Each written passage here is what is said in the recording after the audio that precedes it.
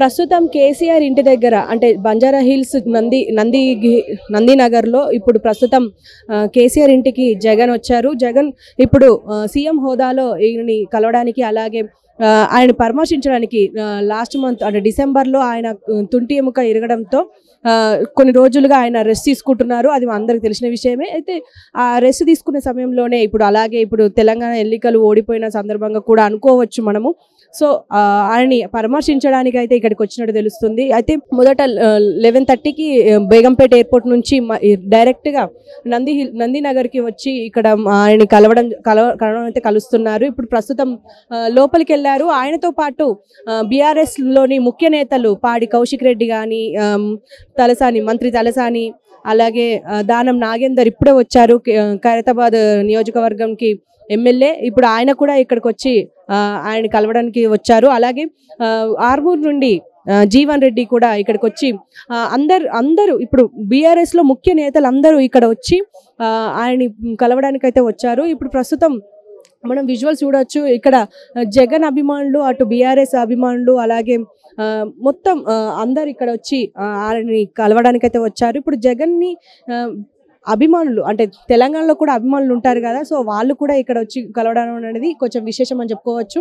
జై జగన్ జగన్ అంటూ చెప్తూనే ఉన్నారు. సో ఇది ఇక్కడి సమాచారం. కెమెరామెన్ భరత్తో హారిక, రెడ్ టీవీ. సో చెప్పండి, కేసీఆర్ గారిని కలవడం వెనుక ఇంకా ఏమైనా రాజకీయంగా ఏమన్నా ఉందా, లేకపోతే పర్సనల్గా వచ్చి కలిసారా? అమ్మ అసలు రాజకీయాలు ఏముండదు. మాది సపరేట్ రాజకీయ పార్టీ, ఆంధ్రప్రదేశ్ కన్ఫైన్ అయిన రాజకీయ పార్టీ. సో వాళ్ళు తెలంగాణ రాష్ట్రంలో మొన్నటిదాకా అధికారంలో ఉన్న రాజకీయ పార్టీ. సో ఆయన ముఖ్యమంత్రిగా ఉన్నారు మొన్నటిదాకా, మేము ప్రజెంట్ ముఖ్యమంత్రిగా ఉన్నాం. సో ముఖ్యమంత్రిగా ఇద్దరికి కోఆర్డినేషన్ ఉంటుంది పక్క రాష్ట్రంగా.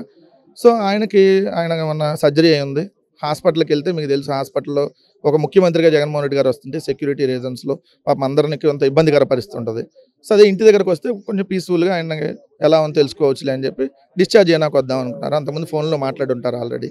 సో ఇంటికి వచ్చారు కాబట్టి ఇంటి దగ్గరగా కలుద్దామని చెప్పి వచ్చారు. అంతకుమించి వేరే అంశం లేదు.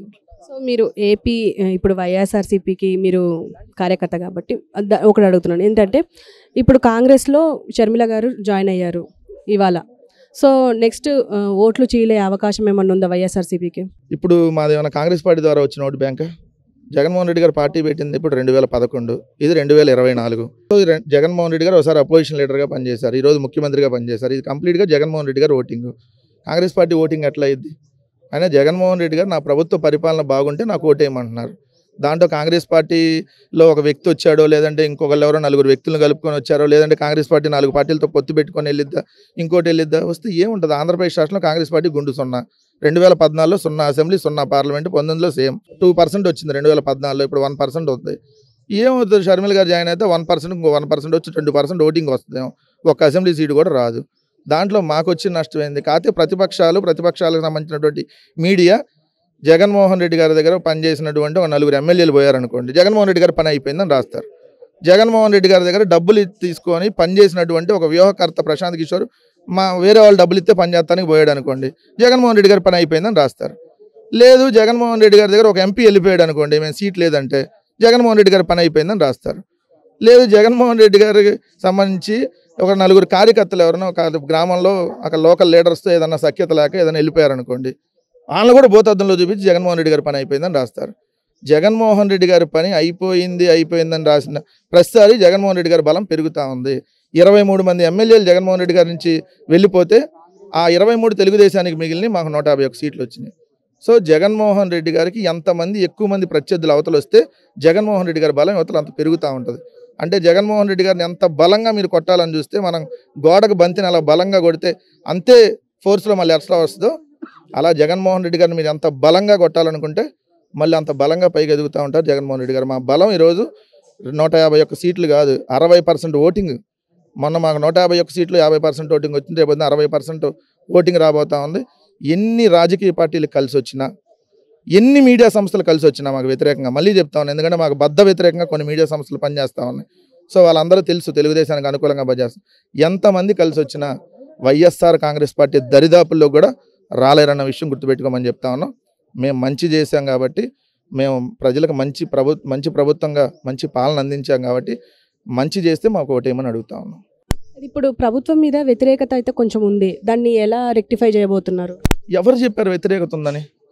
వ్యతిరేకత ఉంది అని అంటే మాకు అన్ని ఎన్నికల్లో మేము ఓడిపోవాలి కదా.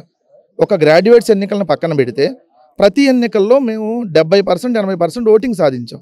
నిజంగా మా ప్రభుత్వం మీద వ్యతిరేకత ఉంటే మాకు అన్ని పర్సెంట్ ఓటింగ్ రాదు కదా.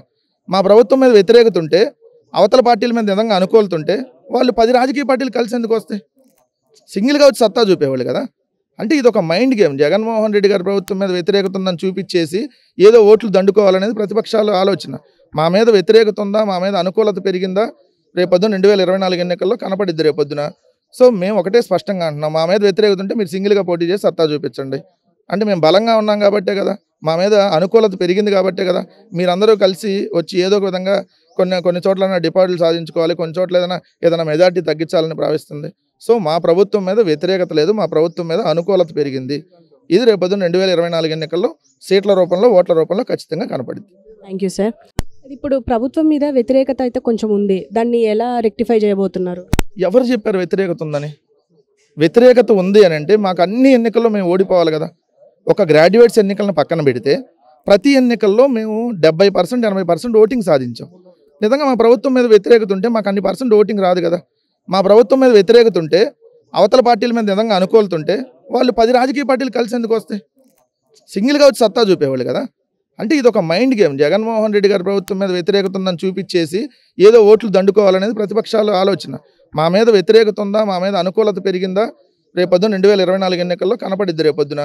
సో మేము ఒకటే స్పష్టంగా అంటున్నాం, మా మీద వ్యతిరేకత ఉంటే మీరు సింగిల్గా పోటీ చేసి సత్తా చూపించండి. అంటే మేము బలంగా ఉన్నాం కాబట్టే కదా, మా మీద అనుకూలత పెరిగింది కాబట్టే కదా మీరందరూ కలిసి వచ్చి ఏదో ఒక విధంగా కొన్ని చోట్ల డిపాజిట్లు సాధించుకోవాలి, కొన్ని చోట్ల ఏదైనా మెజార్టీ తగ్గించాలని భావిస్తుంది. సో మా ప్రభుత్వం మీద వ్యతిరేకత లేదు, మా ప్రభుత్వం మీద అనుకూలత పెరిగింది. ఇది రేపొద్దున 2024 ఎన్నికల్లో సీట్ల రూపంలో, ఓట్ల రూపంలో ఖచ్చితంగా కనపడింది. Thank you sir.